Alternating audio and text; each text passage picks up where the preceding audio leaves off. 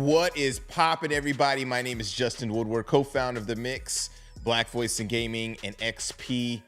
Thank you guys for joining us. We have another Black Voice in Gaming showcase that we are presenting to you courtesy of the Game Awards. So shout out to the Game Awards and all of our hosts, Christine, Derek, and Destiny. Of course, you guys are so awesome. I mean, we got tons of games. We are showcasing a musical guest. It is going to be a great day in gaming and supporting the culture. So without further ado and prolonging things, let's get the ball rolling.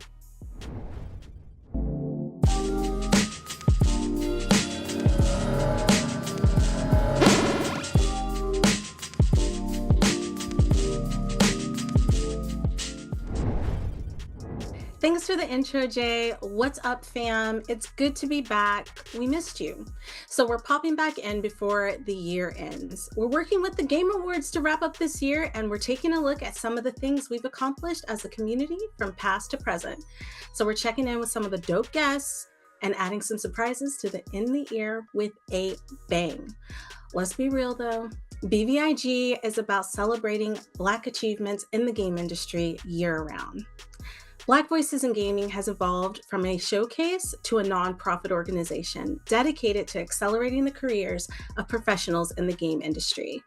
You may be wondering, how do you guys get all that done? Well, our mission has always been to create a supportive space where industry professionals can access funding, connect with like-minded folks, and engage with mentors who can help them achieve their goals. We're kicking it off in style, guys, with several hosts, me being one of them, and I'm so excited to be back co-hosting Black Voices in Gaming. I'm Destiny, and if you know me, you know I'm usually juggling a bunch of things at once, from leading Dames to Games to working with other amazing organizations in the industry. Being a part of Black Voices in Gaming has always been very special to me and something I'm extremely proud of. But before we dive into today's awesome show, let me pass the mic to my amazing co-hosts so they can introduce themselves. Des, it is always a joy to be joining you on another showcase for Black Voices in Gaming. My name is Derek Fields. I'm a game designer and professor, and recently turned low-poly VTuber. The things are happening. As an indie studio founder and an educator, I've supported Black Voices in Gaming for many years, and now developing education around game entrepreneurship. But I'm not the only co-host helping to bring in the support. Who else is here with us? I, Christine. Thank you so much, Derek and Des. I've been in the industry for 9+ years as a content creator, an advocate, an all-around human that is working on global domination. I'm a variety gaming content creator. I do reactions. I advocate for mental health. I advocate for Black creators, for gaming creators, for everyone. But enough about me. I'm super honored to be a part of Black Voices in Gaming. That's really freaking awesome. Thank you so much. But before we continue on with the show, let's thank our sponsors. First, we'd like to thank our silver sponsors for all of their support. PlayStation, we've got ID at Xbox, and we've got Riot. We'd also like to give a special shout out to our additional partners, Raw Fury, one of our partners from the beginning. There's Razer, and then there's also Wilson Sonsini. So thank you so much.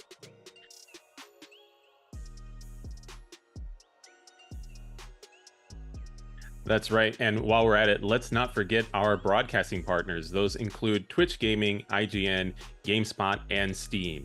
And while I have you on the subject of Steam, I need to relay to you the ever enduring important message of to please support Black Voices in Gaming on Steam. Wishlist those games, buy the available games. Remember, those wish lists do help devs a lot.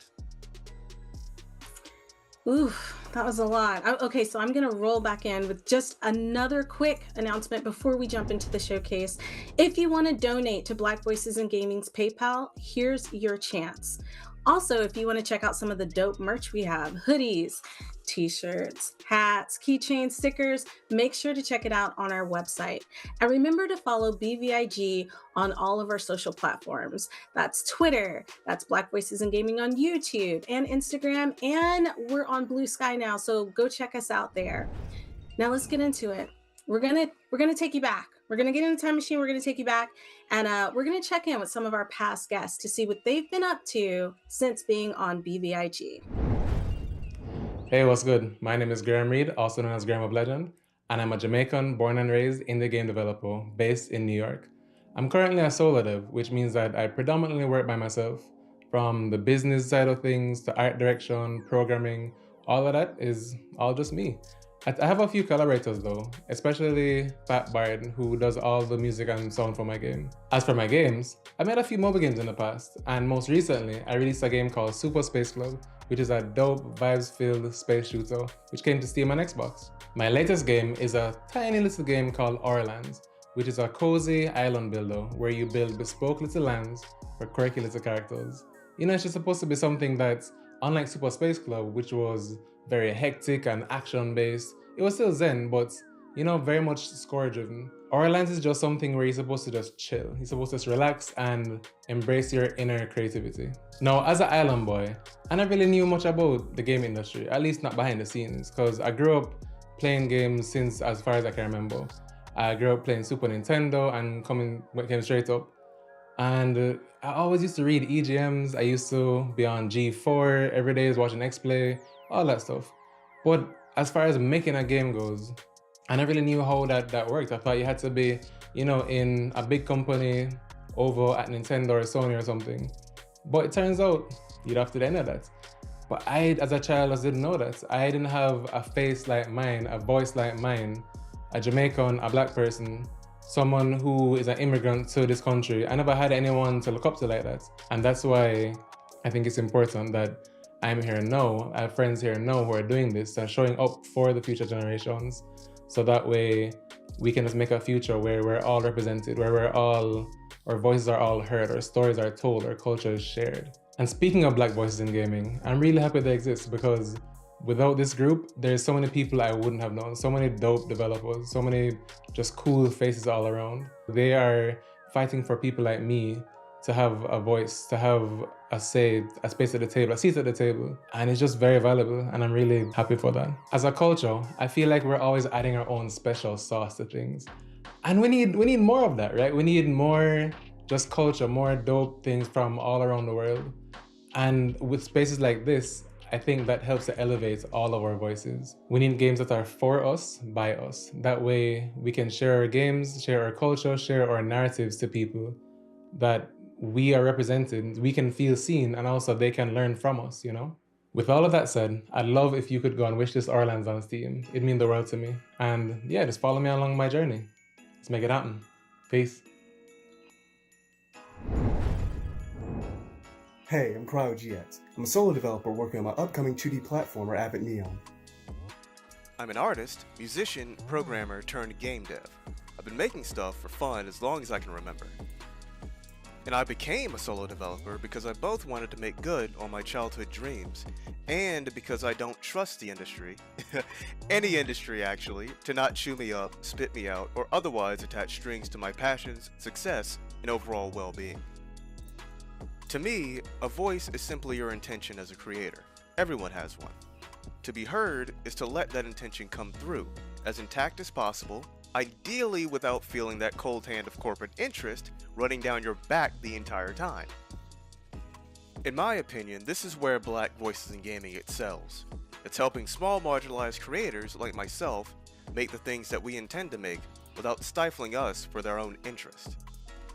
This help includes things like funding, establishing connections, and general wisdom from people from all aspects of the industry who are much more experienced and wiser than I am.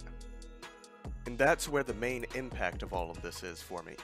It's restoring my faith in the games industry at large.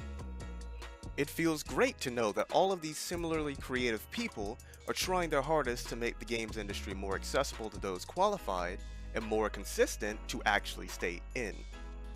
Y'all ever see those Dark Souls Humanity Restored memes? Prime example. There are so many creators out there like me who represent by simply existing with their interests and passions.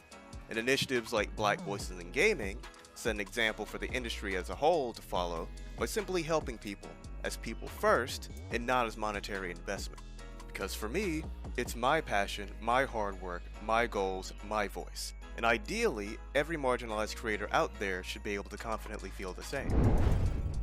Hey, what's good? I'm Love, and this is my brother Light. What's up? We're co-founders of the small game studio Kaizen Creed, working on our first title, Five Force Fighters. We spent years teaching ourselves the ins and outs of game development. Our journey has been challenging, but extremely fulfilling due to the support of our friends, family, and fans of our projects, and last but not least, the team at Black Voices in Gaming. No, for sure. BVIG has amplified our reach to wider audiences by providing opportunities for us to showcase Five Force Fighters at in-person events such as Day of the Devs, LA Comic-Con, The Mix, and a lot of other events. We're a part of a community that fosters long-lasting connections and growth with other studios and independent developers just like ourselves. Being able to project our stories to what seemed like unreachable ears was only possible due to the team and our friends at BVIG, and for that we thank you guys wholeheartedly. Okay. We all have a story to tell, big or small, high fantasy, or something a lot closer to home. For us, we put our lives experiences into our work. From our love to anime and cartoons, listening to Suku's, Kendrick, and Ashake's music, to playing games we love, such as Zelda, Tactics Ogre, and Melty Blood. All of these have shaped our lives, and it's important that our stories are heard. You'll never hear our voices clearly unless you stop, listen, and play Five Force Fighters. And with that, we'd like to thank all you guys for listening. Thank BVIG for getting our voices out there, and we'll catch you guys later. Peace. Hello, my name is Estelle Makhoba. I am the gameplay engineer and founder at Tiny Baby Crown Games. Tiny Baby Crown Games is a studio that is based in South Africa. We focus on making games that are accessible and for the whole family. The main mechanic of the game is the imagination mechanic, which basically allows you to change the world around you using your imagination. So, for instance, Lego blocks might become spikes, water might become lava, and cookies might become coins. And it basically allows you to see the same exact world differently. We basically wanted to make a game that is accessible, engaging, and for the whole family, with a good story. We plan on releasing the game in the third quarter of 2025. Please follow us on all our social media for more updates. I was gonna be like, yo, that was toy, because we had this whole conversation behind the scenes. You could have dropped the nice. Just nice. You're nice. Noise. But no, that was really cool seeing everybody come back and kind of seeing where they're at on their projects right now. Hi, Christine, what'd you think? It was really, really cool to see. It's very inspiring to see everybody's journey and how they've been working on things and, their progress and everything. Yeah, it's one of my favorite things is getting to connect with the developers and have a conversation with them, see what's up, see how the development is going. And part of the joy of being here is getting an opportunity to get a look at the different lens, some of the other roles that are contributing to games to make them such a successful experience, which is why I'm looking forward to our next guest. Who's our next guest? Oh, right. I should probably give you that too. So, I expressed all this excitement, and then I left you hanging on the edge of the cliff for you to assume who our next guest might be. No, we get the privilege of reconnecting with Sam Béart, or you reconnecting with Sam Béart, me meeting Sam Béart for the first time, the voice actor from Baldur's Gate, an actor who has contributed voice roles to Baldur's Gate 3 and many other titles. So let's see what it's all about. Hold up. One more step and I put a bolt through your eye.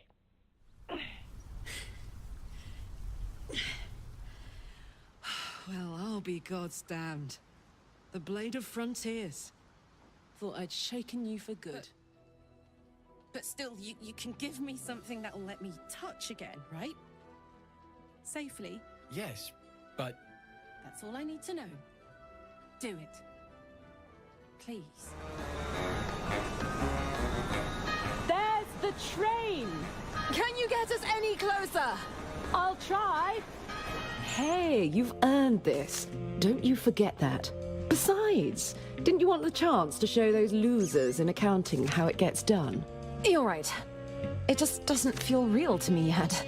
You're just too used to being underestimated and ignored by a bunch of relics in their stuffy suits. Talking of stuffy suits, here comes one now.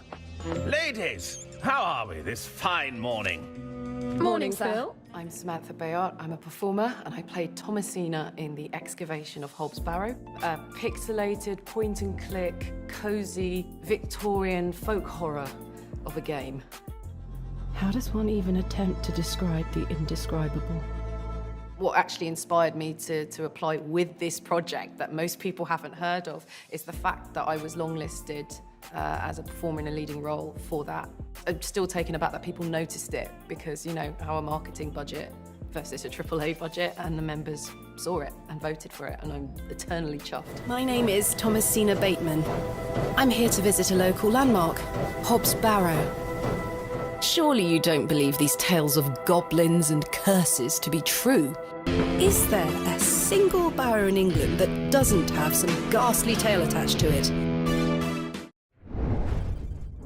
Hey everybody, we're back and I'm excited to introduce our first BAFTA nominated for performer in leading role, Samantha Béart. You may know her from some of the games like Baldur's Gate 3, where she played one of my favorite characters, Karlach. She also played Thomasina in Hobbs Barrow and other games including Demon Souls and Solitaire Conspiracy, and most recently, Locomotive. Sam, thanks so much for taking time to be here. I'm super excited to talk and chat with you again. How have you been? Thanks for having me. It's been quite a whirlwind, hasn't it? We were just saying we last spoke in March, which is a million years ago, technically. The BAFTAs had just happened. So yeah, I'd say it's slowed down a bit. That's because I've kind of got off the hype train to have a little breather for the next month.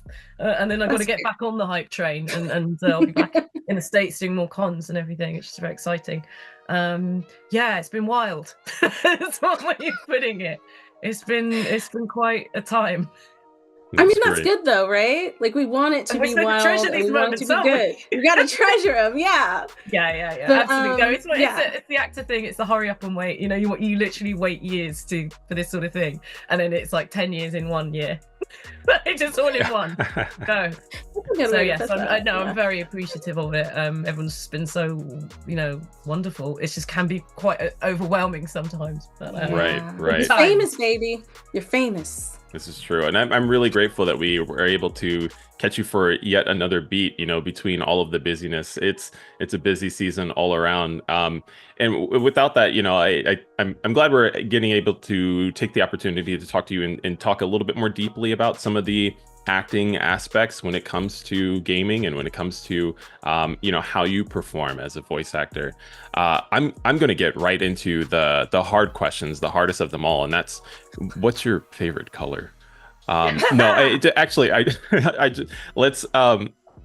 Let's dig in. I do want to dig in and understand, what it takes to be a voiceover artist and perform in the capacity that you do. And so, of course, the highlight, your performance as Karlach in Baldur's Gate 3 is a fan favorite. Their fiery spirit and heartfelt depth, I think, resonates, undoubtedly with a wide audience. Would you care to explain how you approached bringing such a complex and multifaceted character to life? Specifically, were there any personal experiences or backgrounds that you might have drew from to perform in that role? Sure. So I think just at the get-go, really, I should make it very clear that I'm an actor. I'm not a voice actor. I'm not a voice artist. If you're getting one voice with me, you're getting maybe 5 voices with me. I just worked with 2 guys yesterday who would describe themselves as voice actors, and they're working every day because they'll do 20, 30 voices for a video game. I'm going to do 1. So and most of us are Shakespearean trained. In the UK, it's a very different market. In the US, you can make a living from voice. It's just more work. Not so much. We haven't got the dubbing, ADR, that work to sustain somebody. So traditionally, we train in theatre, which for someone like Baldur's Gate is brilliant because that was fully mocapped by the same actors. Yeah. It's fair to say it's a truly collaborative experience as well, because we had a team of engineers, directors, writers, devs, obviously, testers. And the way the pipeline worked is, you do a bit that gets sent off, approved, not approved, and then you build on that, you iterate on that. But even within the acting process, it wasn't something that happened either before or after we came along. I mean, what does it take? Wow. I mean, a lot of empathy and imagination, I think, with a fantasy character like that. As much as I'd love to say that I have loads in common with Karlach, I don't. As you can imagine, I used to lift quite a lot, but I wasn't as stiff in the shoulders as I decided to make her. I'm more of a leg day person. Yeah. But she is an interesting one. I think when I first read the script, I could see trauma was going to be the heart of everything she does, including the jokes that she makes all the way through, because I knew that I guess for her, being they're not going to be open about that. Oh, by the way, this is what's happened to me. Because I think in her eyes, at least, she thinks she's a liability. So she hides that very well until she can't hide that anymore. And I'll leave that there, and you know exactly what I'm talking about there, that scene. And so I went in every session knowing that was the big secret, the big despair at the center of everything, and the lack of time. I feel time very keenly. I'm happy to say I haven't got some sort of life-shortening, chronic or terminal anything, touch wood, but I am very aware that time is short. So like even when we were recording, I had a day job as well. So I was going in at evenings and weekends, and it was very, come on, let's go guys, let's get this done. And that's very like, we haven't got forever, let's go. And I really benefited from, I wasn't in early access, but I benefited from everybody else's sacrifice, because the writers took a lot of that feedback and put it straight into the character. So there I am, not once a month or a couple times a month, every other day, just going in and doing this character consistently. And that was really helpful for not just the story, but the momentum, the feel of her. I've got a big red button for injustice. That's where I get angry. I think when I was younger, I probably had anger issues. I've worked through that, but ironically, being that when in the UK, at least in my drama school experience, the big note for everybody is, don't rush to anger. It's quite a petty emotion. So there's all these other ones you can try, and they kind of beat the anger out of you. But for Karlach, that's all we wanted. So okay. Vindicating. Yeah. Now I've got to remember all the other ones exist too for future roles. But it was just, it's very easy for me to go into that and back out again. I don't know if it's my mother's Jamaican, my late father's Irish. That's always a thing, right? You have those, people come in and they see the screaming matches and you go, no, that's how we communicate. Yeah. It's not, this is how we talk to each other. It's totally cool. And that's what it is. It's not like a rage. It's just that, quick to spark and then to come back down again. I guess that was quite helpful. I was dealing with a chronic illness diagnosis at the time. But I wasn't thinking about it. It'd be great to go, oh yeah, I was just like her. We were both coming to terms with, something that's quite limiting. But that isn't true. What actually happened was she was an amazing escape for me. And I think a lot like the people that played this incredible video game is that it's an escape from things, as well as realizing things about yourself and role playing, all the good stuff. But I think it also is quite entertaining. So I had the best time with her. I'm just a very empathetic person, I think.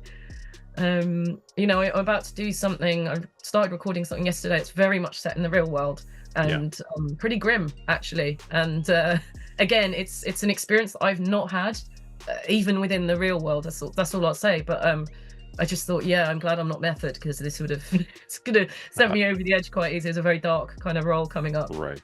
Oh man. Yeah, and that's where the theatre, just round it up to my first point, is just like that's where the theatre training comes in. You very much leave this stuff behind. It's play. It's a safe place to explore this sort of stuff, and then you can leave it behind. I think that's really important. You hear a lot about actors who take on roles that have just mentally changed them in negative ways. But what I think is really incredible, and I've never been to acting school, but I feel like they probably teach you, if you don't already have a lot of empathy, to empathize with your characters. That way you can portray them as authentically as possible. And so the question I was going to ask is kind of like, how long did it take you to really feel like you were Karlach? Like, was it a role that you were just able to step into and you were like, I got this? Or was there a lot of back and forth and a lot of notes until you felt really comfortable playing her? No, I mean, they seem to have employed me on this for my instinct. They seem to like what I gave. which is great. It made it a lot quicker. made it pretty easy. But I think that was across the board. There isn't that sort of time. And of course, every video game is so different, more so than within film and theatre, like, because it is asking you to use, like, so Baldur's Gate, I can't work out whether that's more like film or theatre, because so it's a black box, you're not in the costume, you look nothing like the character, it's all in the physical, it's all in the mask, in the body, I use lab and efforts, all of that sort of thing. But you've also got cameras everywhere. You're also doing it one line at a time. There's no follow through unless it's a big monologue or something. So it's asking a lot of you. And then you've got the other technical thing of projection. You're in a fantasy game, you're in a game with lots of spells, you're gonna have to yell for a few hours at a time, not lose your voice. So there's all these different things coming together, and I can't quite work out which one it is. But that's fair. Yeah, it's just something really special about that particular. Remind me of what your question is, because I think I've missed something. No, I mean, like, I feel like you answered the question. Mine was kind of like, when you auditioned and you said, like, kind of felt like you hit all the spots that they wanted for Karlach. For you, did it take you time to feel like, okay, yeah, now I really feel like I'm really encompassing this role? Okay, gotcha. Right. So what happened was, tonally, she was a bit more of an edgelord when she came in. And as far as I know, and I'm quoting Sarah Bayless, so don't at me, or at Sarah Bayless, who wrote all of Karlach's dialogue, she did say in the interview she did with Idle Champions that Karlach was too similar to Lae'zel. So they changed her. She was this badass. But I like what they did with her. She was pretty arrogant, and I know that in D&D, you can roll a 1 really easy. Like, you're gonna fail. I mean, I know there's a point in real life you just get to a point you're strong enough to always hit that thing, right? But in D&D, it can be very humbling. And I thought, she's just going to look like an arse, when she's just a braggart, or at least that's how I was playing it. And then it came back with just a bit more, just more of a sense of humor and humility and all those sorts of things. But I think most of that was in the writing, some of that was in the performance. But I just did what they asked me to, and they didn't replace me, which is kind of amazing. That means you did an incredible job. That happens a lot. People find out they've been recast when the game comes out. Oh, wow. If they're lucky, they'll have got an email about it. But most, you do you're a session musician, you go and you do your thing, and you hope they like it, and that's it. There's nothing else. I did not know that. I did not know that. It seems to be a practice across the board. It seems to be a practice. That's not, like that. I'm very, like, a tip I'm giving to actors getting into games at the moment is, can you just show some interest in it, please? Because it's going to really help you. We can ask them to keep spreadsheets with all our names on and contact us when it's okay to talk about the game when the NDA is dropped, or it's okay to reveal what the title is so we can put it on our CVs, because that's a real crediting is a problem, and I know it's a problem for devs as well sometimes. Especially if you've been cut. What if you put it down and you're not actually in it anymore? So, it goes both ways. But, like, maybe actors need to be a bit more inquisitive about the medium they're in and a bit respectful of it. Because I know, like, by the time we were meeting casting directors in the third year at drama school, they're saying, if you want to go up for theatre, and you need to know, like, every play out there. That you're not going to get away with it, right? This idea of, like, I kind of like Shakespeare, just tell me what it is, or work it. You have to know that backwards or forget it. And it'd be the same in TV. If you want to be in TV, be interested in what's happening. And for some reason, with video games, there's no requirement to be interested in it. And I think that's where a lot of people are. Okay, and I know, like, there's an over use of NDAs to the point where you signed an NDA and they're still not telling you what you're in. I like to call the double NDA. But a lot of the time, I did Demon's Souls remake, and they didn't want to tell me what it is. I was using there was a third party. I wasn't directly working with Bluepoint, and it said you died, and I'm going, is this a Souls game? And they're like, I don't know. Game, isn't it? It's called Souls. I know what it is. Thank you very much. I'm still not going to tell anyone what it is. So I sort of wish that actors be just a bit more prepared, because you can have all the performance and the instinct, but if you don't know you're in it until someone tells you that your trailer was at the Game Awards and they think they recognize you, which happens to everyone, by the way. Everyone has had that experience. Wow. Well, they used to. Yeah. So we're even with the union in the UK, Equity, which is the actors union in the UK, we're trying to get some guidance down, especially when you've got a medium that people who are involved in it are not participating. Yeah.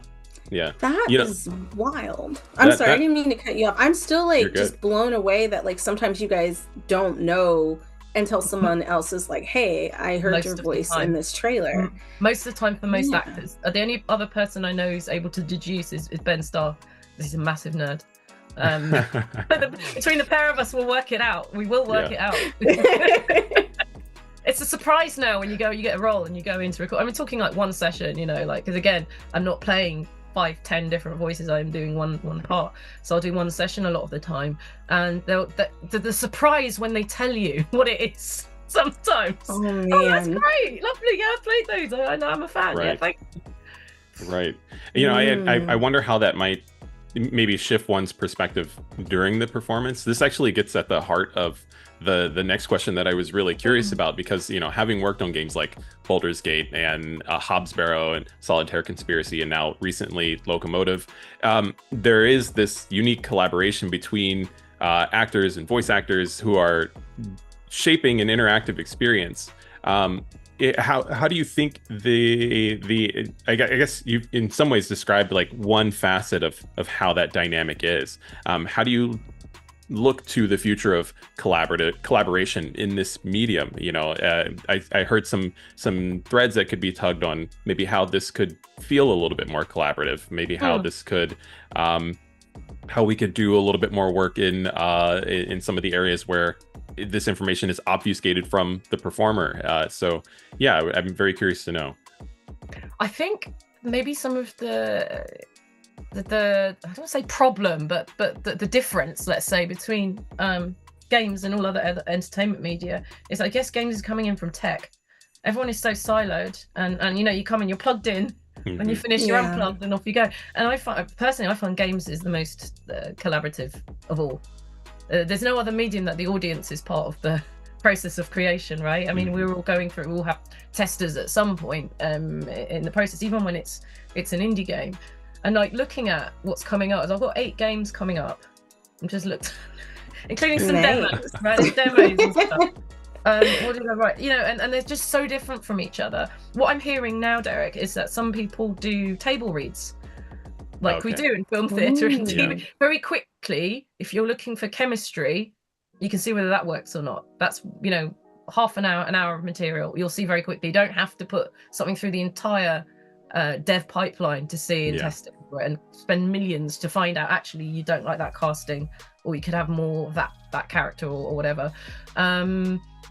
That's happening more. Yesterday, this one I did yesterday, I don't really want to say too much about it. It's very different to things I've done before in form.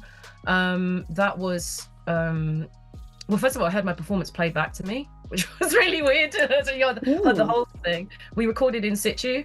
If you get, I don't know when this is going out, but if you look at my Blue Sky at the moment, which is a baby account, a little baby account, and thing on my Twitter as well. There's a picture on set, and it is a set. It's a real life house that we're doing it in, recorded on phones. That's all I'm going to say about that much. But you're literally hearing everything. You're hearing, we're overlapping lines. It's going to sound very, very natural. I don't know if you're a pure voice actor and you only act from the neck up. I'm not sure how you're going to be able to do that. There's a lot of moving around. We had to have a fight, also not physical fight, but you know, there's a lot of movement and bad juju in the room in a fun way. It's just I like the idea, you know. Then you get people like Sam Barlow and Remedy Games who are using film more and more. That requires more of the acting. That's going to require, I mean, I know Sam Lake person is going to start, he really likes working with film crews rather than trying to work out how they work. Why not collaborate with them? So it's pulling another discipline in. On Baldur's Gate, lots of theatre actors, theatre directors, all sorts of, you know, movement people. I think it's a wonderful thing because it is the biggest form of entertainment. A lot of people don't know that. And so if we are pulling people from other disciplines, music's another one. Sometimes you get more interactive. You get a character that's in the, you know, Stray Gods, where you're writing the words of the musical, the actual musical. I think it's just such a wonderful thing. I just wish we could all be in the room together a lot more. Yeah, I love that. I love that you brought that up, because I think gaming is a collaborative kind of force, especially in the indie game scene. Like we're really like pulling from all different kinds of places, and it should be like that. Like we Yeah. should be working together across the board, because I think the more people you have working together and bringing in different ideas, you're able to create some really beautiful things. But we are winding down to the end of our time. But I just have like one little question to ask you right before we wrap everything up. What is your favorite line from any of the games that you've ever been in?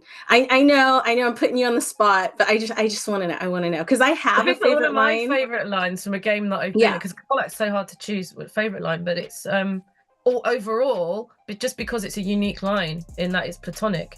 It's thanks for listening, for existing, love you. And it's a platonic line, and I've never had a platonic line like I love you directed at me in a game, so I thought that was special. Yeah, I like that's wonderful. that. I was gonna say my favorite line, but it's terrible compared to yours. You will shift the tone right away. It's a completely different game. I did the narrative design for the Monster High game Skulltimate Secrets, and I was just so proud of this line. And then it's not even a line that people speak, but if you know Monster High, it's like it's a Mattel IP, and there are these dolls, and they're fashion dolls. But there's a point where you go into the store, and there's a clerk there, and before you leave, she always says, gone. Now I'm like forgetting it. She always says, like, if looks could kill, remember we aim to slay. And I was just like, I'm a genius. That's the best line. But okay, enough about me and my corny little lines, which I absolutely love.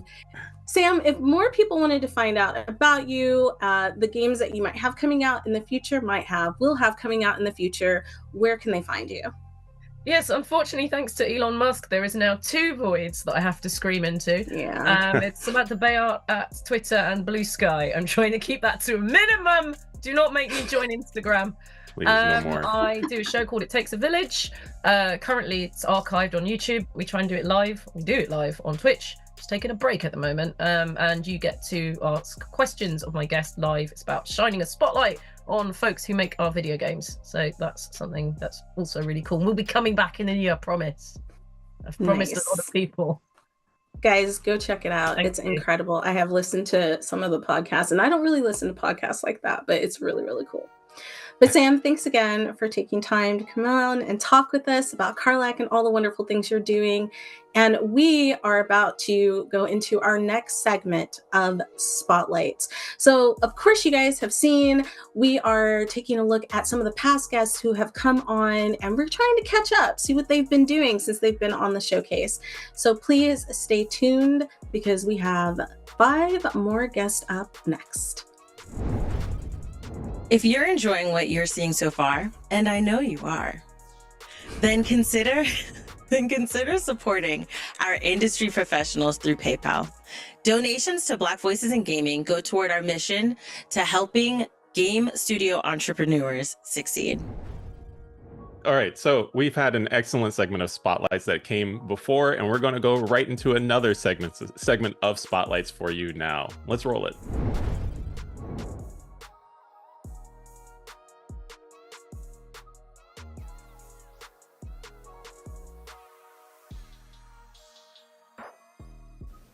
Question: what was the worst nightmare you've ever had?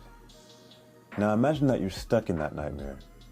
No escape, no way out, no way to wake up. Naturally, you're probably gonna freak out, which is totally fine, pretty justified.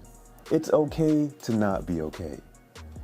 But the thing is, when you're not okay, how do you move forward? And that is the question at the heart of She Dreams Elsewhere, a surreal adventure RPG based around dreams, nightmares, and finding hope in the darkness. You play Estelle, trapped in a twisted dreamscape where she must confront her inner demons, unravel how she got here, and, if she's lucky, uncover a way to finally wake up. It's a deeply personal story that explores real-world themes such as mental health and self-identity, blended in strategic turn-based combat, mind-bending levels, and a visually striking world that's just begging to be explored. If this is your first time hearing about the game, welcome. Glad to have you here. And if not, you might be thinking, Davion, it's been a good few years now. wasn't this supposed to come out like 5 pandemics ago? And you're right, it was. But I'm terrible at time management, and so here we are all these years later. Look, I know it's been a long time, but I poured every ounce of blood, sweat, and tears into this game, into making it something truly special. It's not done yet, but we're in the final stretch, and the game will finally be in your hands soon. She Dreams also will be launching on PC, Xbox Game Pass, and Nintendo Switch sometime soon. In the meantime, if you like what you see, go ahead and give that wishlist button a little smooch, tell all your friends, and follow us on social media for future updates. Until then, thank you all for the love and support. Have a safe and happy holiday season, and I will see you in the new year. Hey everyone, my name is Evan Washington, and I am an artist here in the video game industry here in San Diego, California. I've been in the industry since about 2007, I'd say. Started off doing QA for a mobile team, then eventually got into the console space doing QA, and then from there made it into the art department at one of PlayStation's scan teams here out in San Diego, and was doing that pretty much on and off since 2009. So I've had a lot of experience working on some of PlayStation's bigger titles like Spider-Man, Last of Us 2, or Death Stranding. I definitely have worked on some pretty interesting titles, and hopefully you guys out there have enjoyed some of them. I've also, in parallel to that, have had the luck to be part of Interabang Entertainment, an indie dev team, and we're currently working on our latest title, Jay and Silent Bob's Chronic Blunt Punch, coming out hopefully to you folks really soon. So keep a lookout for that. And yeah, I've had an amazing time in this industry. It's something that I wouldn't change for anything. Just getting to work with some of the people that I've worked with and learning from them and getting to meet all sorts of just talented individuals. It's been a blast. One of the things that I think is great about representation in gaming is that everyone, I think, has a story to tell. And this is a medium in which I think anyone can tell it, anyone can create art, and anyone can participate. So thanks, Black Voices in Gaming, for letting me be a part of this. Thanks. Hey there, I'm Glenn Henry, face and fingers behind Sprite Wrench, a solo game development business based in Kingston, Jamaica, in which I make games that make you think and feel. Through Sprite Wrench, I've had the pleasure of working on titles such as Shiny Gauntlet, Grim and Tonic, and On the Peril of Pirates. And the driving force behind my work is to showcase that there is a sustainable path and place for Caribbean creators in the wider gaming industry. Right now I'm working on Sunken Stones, a turn-based puzzle strategy game about pirate captains, their crew, and cursed treasure. The game is all about gathering a motley crew together, each of them having their own unique abilities, and learning how to deploy them to the board so that you can survive as long as possible. And it's quite tough. If that sounds interesting to you, feel free to check it out on Steam and wishlist it today. In the meantime, check this out. Sunken storms, treasures to find, with courage and fortune in every kind. We'll seek the depths where secrets reside, from dawn's first light to the evening tide. Sunken storms, sunken storms, sunken storms, sunken storms. Hi, I'm Indigo Doyle, creative lead at Pushing Vertices. We're from Canada and we're creating Roller Girl. Picture it. Summer in the mid-2000s. You're a teenager rollerblading around a quiet town looking for an escape. You have your trusty MP3 player that holds the soundtrack of your life and shapes the world around you. Run errands for quirky neighbors, get entangled in small town drama, and discover local mysteries. It's a small town adventure just waiting to happen. One of the key features of Roller Girl is the way music affects the world. In-game, when upbeat music is playing, we emulate that feeling of your favorite song playing and everything feels electric and lighter and brighter. And in contrast, when downbeat music is playing, the color starts to drain from the world, it starts raining, the world around you really shifts to match whatever you're feeling. The interactable objects will also react to your music, and NPCs will provide different visual cues and dialogue options to offer you an in-depth experience of this layered world. The unique movement style of rollerblading allows you to pick up speed but also explore on a more granular level by going on people's porches and sneaking into their backyards. I've been rollerblading for as long as I can remember, and I love that feeling of being able to just coast down the street, which is what we're really excited to bring to you through Roller Girl. Seeing the way that people react to our content online has been really inspiring. It was amazing to see people get hyped to see a black character in a cozy game. As a team, we love being a part of a community that makes the world more relaxing and delightful. Roller Girl is still in development, and we'd love to share our journey with you. You can find us across social media at Roller Girl Game, and also join our mailing list for exclusive updates. Thanks. Hey guys, we're back, and just like Christine said earlier, if you like what you see, make sure you support us and the industry professionals on today's show by donating to Black Voices in Gaming. All of that goes towards lifting up our community and building a foundation that will support generations to come. I'm pretty excited because the next guest is a musical guest, and this is the first time we've ever done this, and they were so awesome. They were nice enough to write a song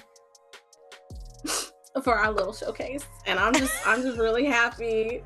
I mean, they spent the time to do it, so I'm real emotional. I'm just gonna throw it to Derek right now.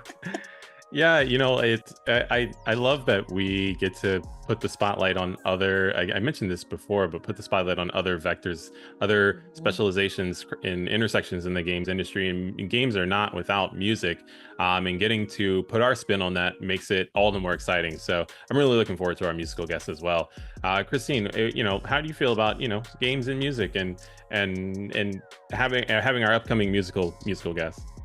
Yeah, like you were saying, I'm always for collaboration. If you follow anything I've done, I'm always about putting people, especially at different intersections. I love seeing us do so many multifaceted. I am a addicted person to multifaceted people. I love watching them do and show the different facets of who they are, and at showing and showcasing those different intersections. So yes, I'm really excited, and I cannot wait to see how this is going to go.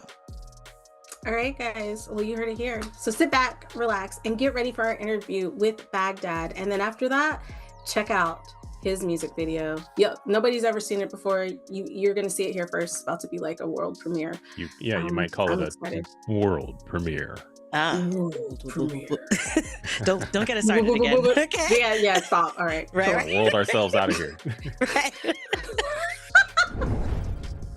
Hey y'all, welcome back. So I know I mentioned in the intro that we had some surprises for you, something new that we've never done before.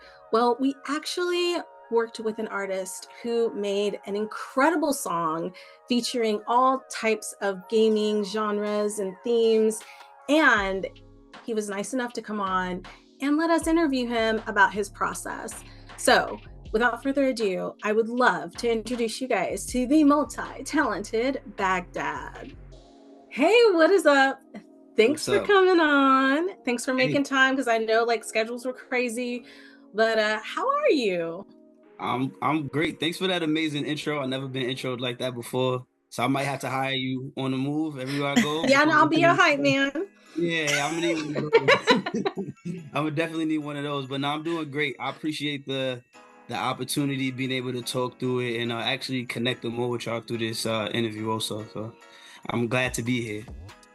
How are you? How's everybody doing? It's been a lot to get here where we at now. Yes, yeah. It has been a lot of back and forth. I think this isn't my first time producing behind the scenes, but it's my first time producing behind the scenes on another showcase. So there's other things that come into play, you know what I mean? But enough about me. We came here to talk about you. And one of my questions was, how long have you been in the music business? How long have you been producing music?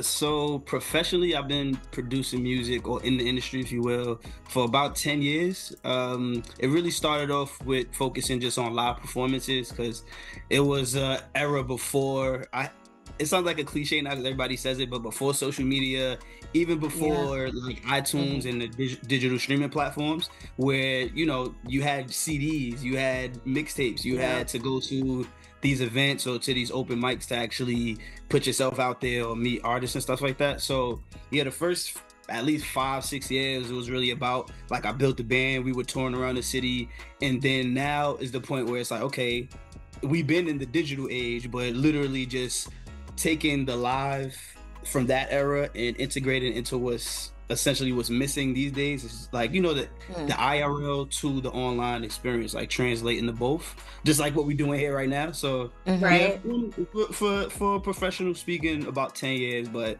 you know, as most musicians say, since I can remember, since a little kid, you know. So yeah. No, that's what's up. That's what's up. Christine, I'm gonna throw it over to you. Yeah, so what I want to ask you is, why did you write this song? Why did you want to write this song? So that song specifically, so to be honest with you, what started the song, or the basis of the idea, was really the beat, the instrumental. I know y'all some old school gamers, so you recognize the initial sound. Yeah, we did. Yeah, that's the original PlayStation sound, and that's one of the first console that I played in. Till now, I'm a PlayStation. Like, whenever it's Xbox versus PlayStation, I'm team PlayStation. Sorry, like, you know, there's nothing on that. But I had the beat. Funny enough, I had that instrumental just sitting around for like at least 5 years. No lie, maybe less, but I've had it for a few years now, and I had a couple of ideas on it. That hook specifically that I used for this song was the beat that I originally was gonna put. Was the hook that I was originally gonna put on that beat. Excuse me. So it kind of just, it all came together. Like, I'm a firm believer in just, like, sometimes you can have a great idea, but it's more so about the timing, and it just seemed the perfect timing. Like, the beat itself, like I said, I had it for years. I had that hook for years. It was actually a part of a song that I used to perform. I didn't even have it on any DSPs or anything. So just taking that and then integrating the gaming idea and just turning up, I feel like it all just, again, it was like perfect timing. So that's really the catalyst of how I even got to just the conclusion of the piece that I made for this specific occasion.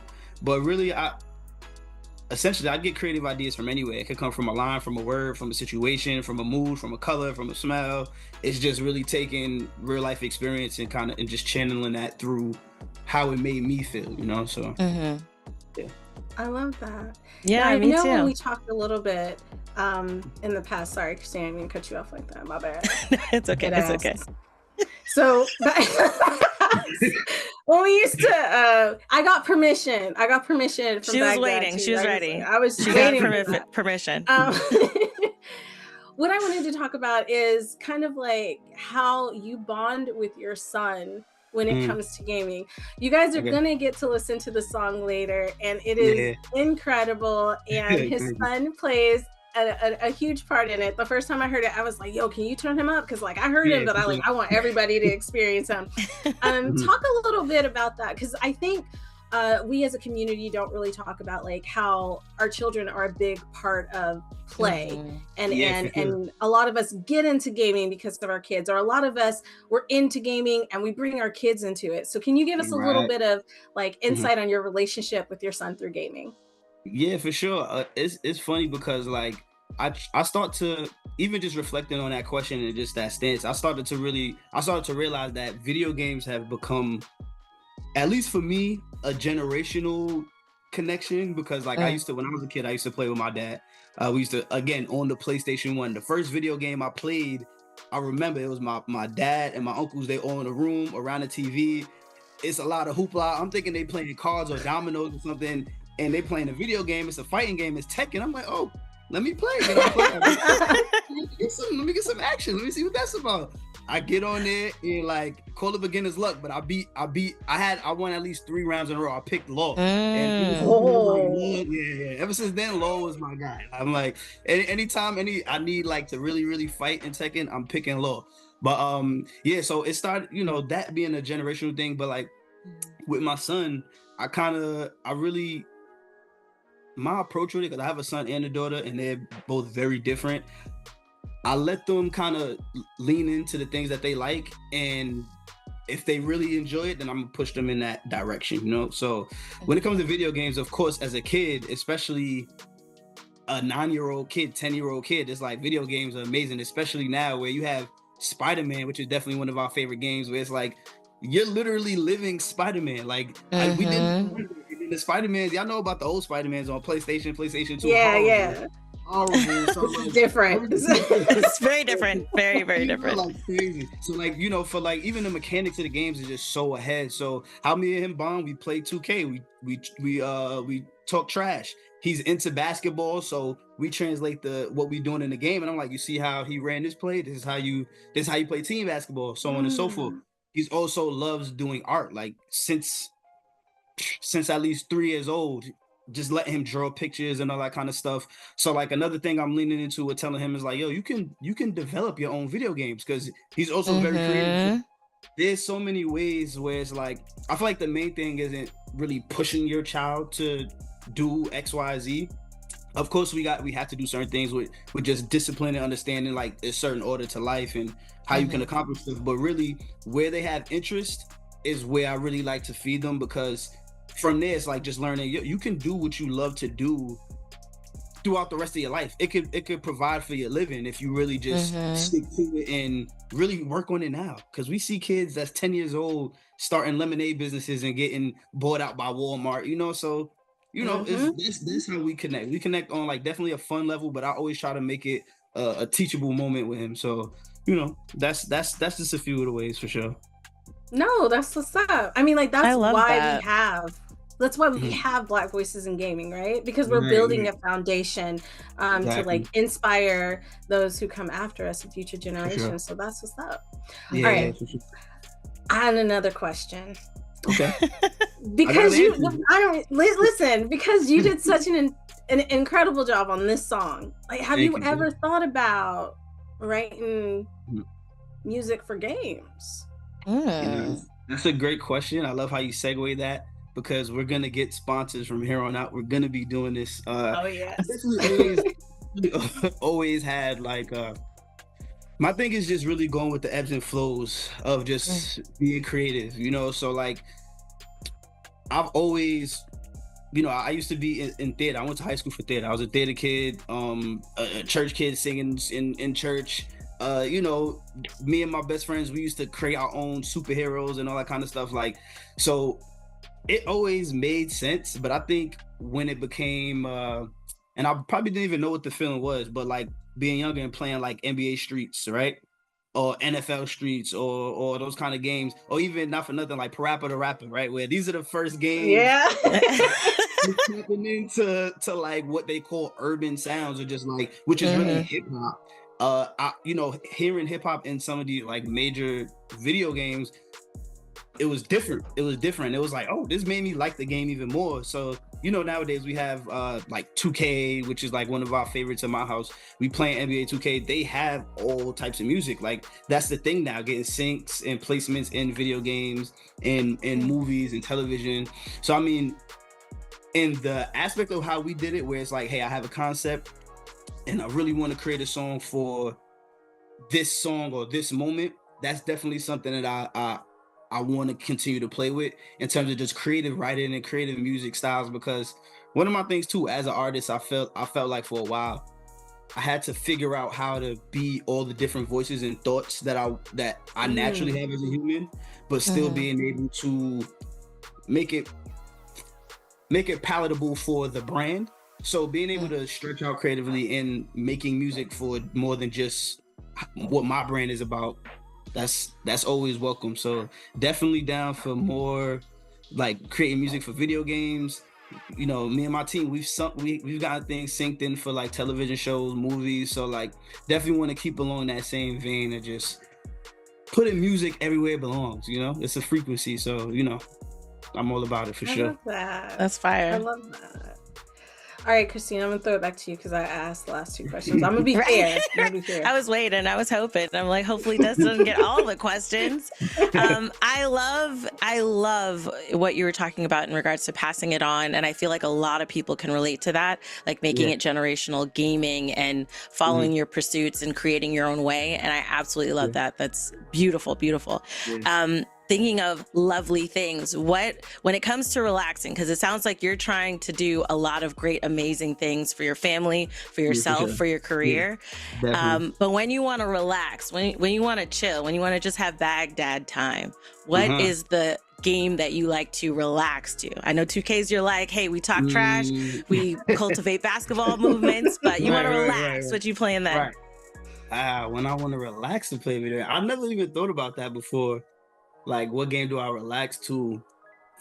I'll be honest with you, it really depends on my mood. I love playing essentially like a comfort game, if we will. Like, definitely Spider-Man. Like, I feel like Spider-Man is one of the especially the one with Miles Morales now, that's the dopest one. We wait for the next one to drop.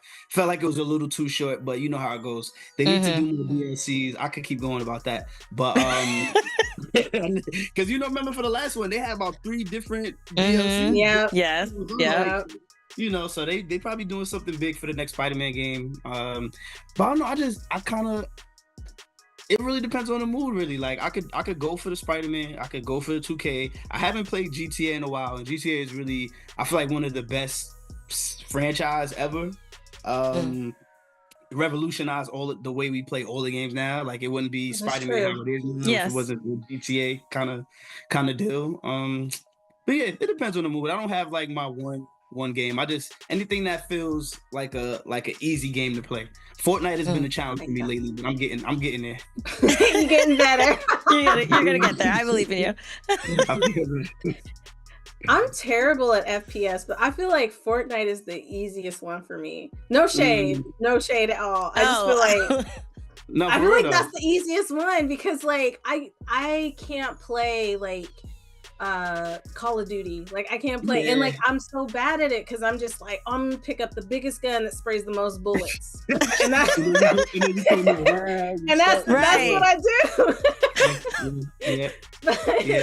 All right, so the last question. Right? You pick up the biggest first person shooters are not my favorite. They're not my favorite. I can play them, but I feel like I have to get super.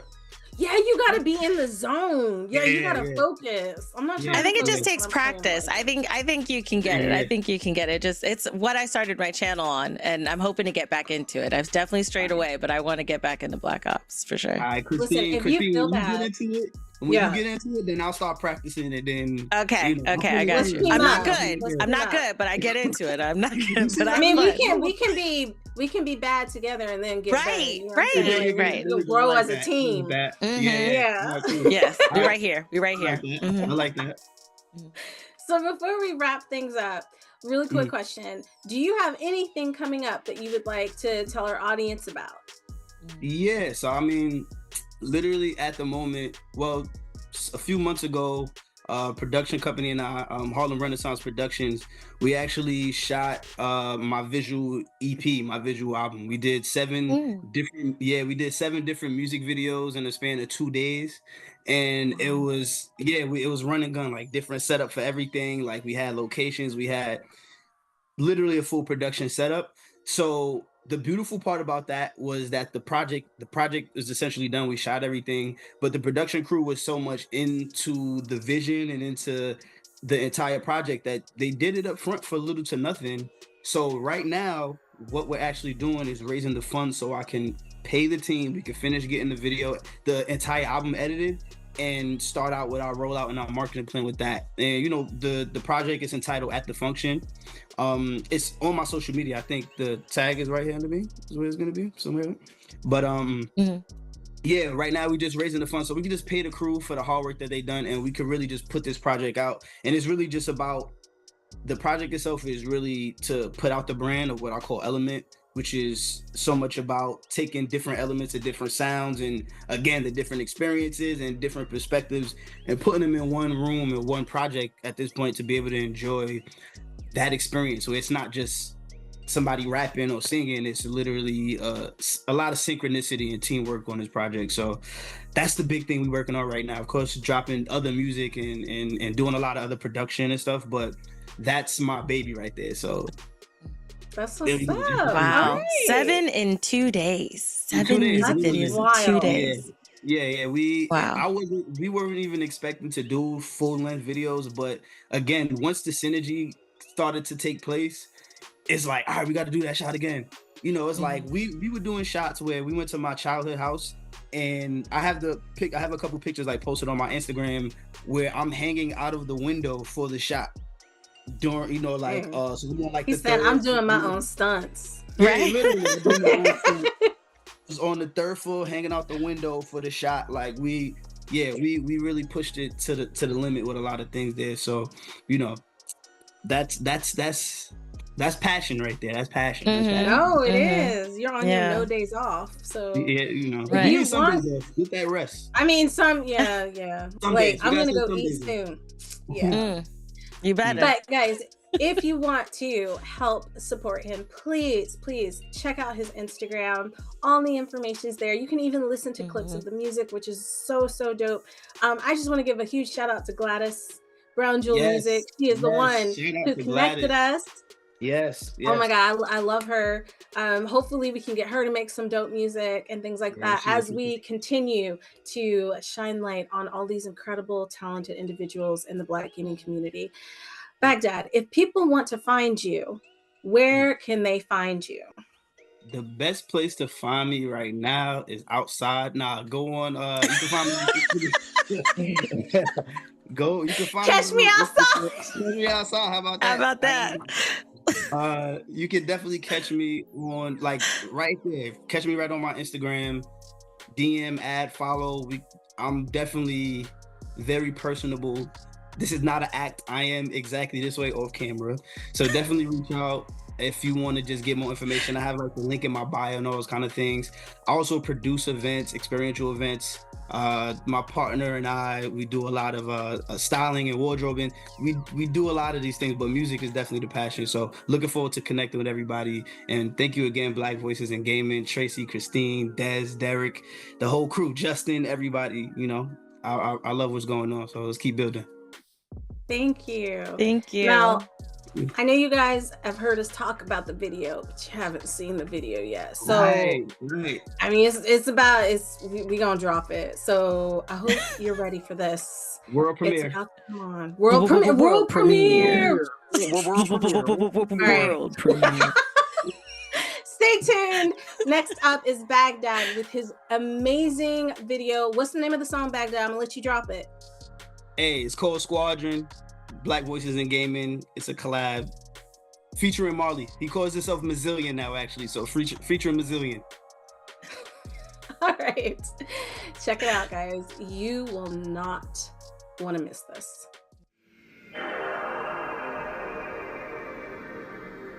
Yo.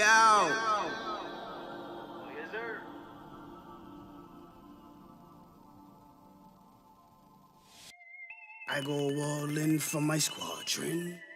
I go all in for my squadron.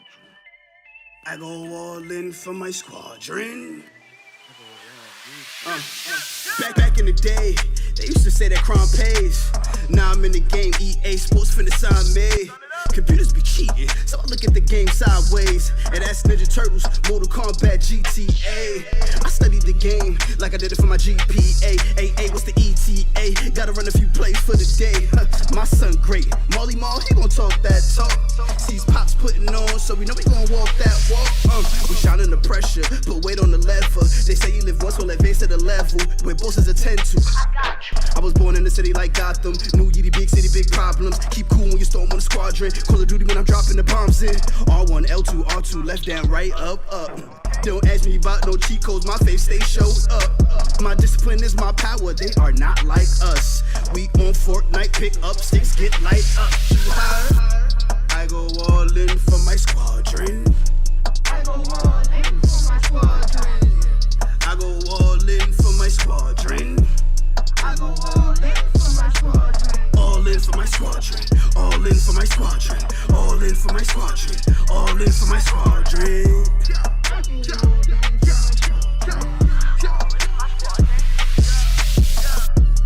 I go all in for my squadron. I go all in for my squadron. I go all in for my squadron. I go all in for my squadron. All in for my squadron. All in for my squadron. All in for my squadron. All in for my squadron.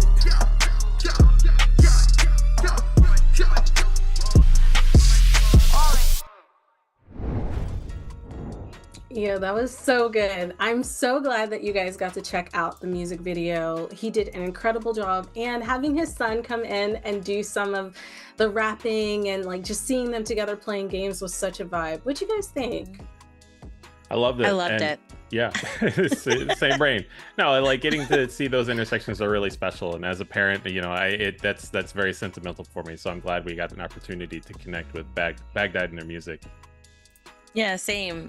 Being a mother, it's such a beautiful thing to see, for sure. 100%. Sweet. You know, because gaming is for all ages. And I think we need to stress that. And the reason why we do what we do is because for all of those young voices out there who might want to get into gaming and they don't think they can because they don't see themselves in these spaces, we're here to say that you belong. You deserve to be seen, heard, and respected. And for everyone who came back to just kind of do a little catch up and tell us what you've been up to, thank you so much. We know everybody has a busy schedule, but we really appreciate you coming through. Now, that's the end of our show, but before we completely wrap things up, we want to give another shout out to our sponsors. We can't do this without you, and we really, really appreciate it. So PlayStation, ID at Xbox, Riot, a huge shout out to our other sponsors who have been helping us from the beginning. We have Raw Fury, Razer, and Wilson Sassini. Thank you so much. We truly appreciate it.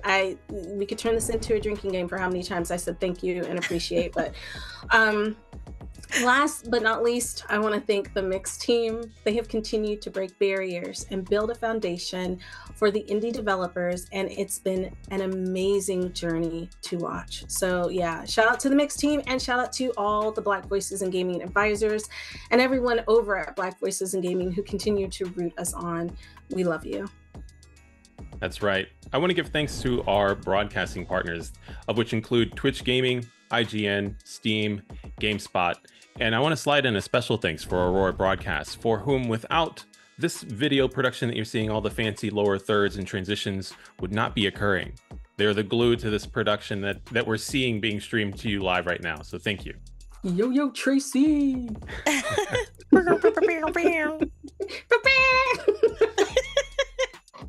And if you would like to, which I know you do, okay, because I know you by now, I know you, all right, you would like to keep up and follow Black Voices in Gaming. So make sure you follow on Twitter at BVI Gaming, Black Voices, on IG at Black Voices in Gaming, everywhere else, and check out the games on blackvoicesingaming.org. Also, don't forget to check out merch, BVIG shirts, all of the things. And I want to say a huge thank you to the entire BVIG team for letting me hang out with all of you today. You know, I love the work you continue to do to uplift all of us and the culture. I am over the moon excited and honored and inspired by what you do. So thank you so much. Just super honored to be in the mix, pun intended. And I would love to do this again sometime. So, give me a call back, later if you can. Okay, that'd be great. If you'd like to check out more of my work, you can. I am iChristine on all platforms. That's AYCHRISTENE on all platforms. Or come through one of my live streams on my gaming channel at iChristine Games on YouTube and at iChristine on Twitch. And I can't wait to see you there. Thanks so much. That's right. I love that. I think the word of the day for this event has been collaboration. I've heard collaboration flowing in and out of these conversations, and I am a champion for it. I sincerely love getting a chance to speak and celebrate so many wonderful people, so many different talents and skill sets that are coming together to bring an exciting piece of media. These efforts are elevated by excellent co-hosts and all the support that BVIG receives to bring you an exciting showcase. If you want to find out what I'm doing in the now realized low poly VTuber form, you can follow me online at DAERHYK. I've decided to change my name, so it's all fancy now. But I also talk about games education, and video game entrepreneurship, leveraging some of my background as a 3D artist and educator. That's all from me. Oh, that's all right. Okay, I guess it's my turn. Yeah, it's been great. I always love co-hosting this showcase. I always get to meet new people, have very important conversations, and we get to share them with you, our audience. And we want to thank you for tuning in. We also want to say thank you. Again, you could make this a drinking game, but don't. To the Game Awards for their continued support. Like we love the whole thing has been collaboration, and we love that the Game Awards is taking the chance to highlight some of these incredible people. So thank you, Jeff. Thank you so much. Thank you. I'm going to email you and send you a basket of ribs and cornbread and all the delicious things that I like, So getting back onto what I was saying, I hope you guys had as much fun as I did vibing with all of our guests and checking out some of our past guests, as well as some new talent that we've introduced to you today. Remember that VVIG is not just a showcase, it's a nonprofit. So if you'd like to help support us and continue to build this foundation for generations to come, please consider donating. No amount is too small. And if you can't donate, share what we do, because we really appreciate it. Representation matters. I can't say that enough. Representation matters, and you are helping us to make sure that we are represented and respected, seen, and heard. As always, it's been a pleasure. My name is Destiny, and you can find me at DMBC32 on Twitter and on Blue Sky. You can also find me over at Dames for Games, or check me out at the Double XP podcast with my family at Level 1 Gaming. Thanks again for joining us. Shot. And happy holidays and happy gaming. We'll see you in February. Woo!